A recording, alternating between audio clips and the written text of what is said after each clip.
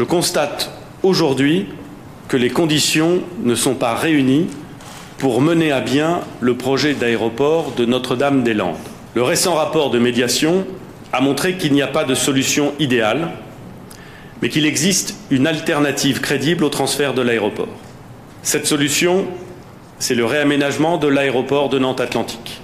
Dans un premier temps, l'aérogare de Nantes-Atlantique sera modernisé et les abords de piste seront aménagés pour permettre à l'aéroport d'accueillir plus de passagers.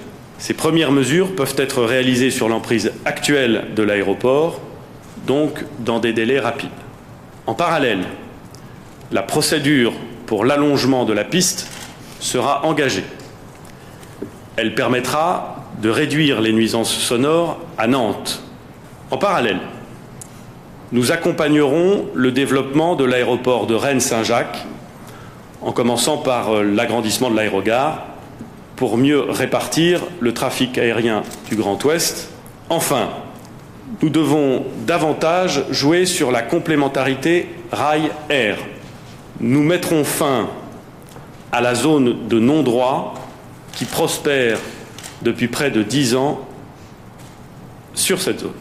Les 3 routes qui traversent le site de Notre-Dame-des-Landes doivent maintenant être rendues à la libre circulation pour tous.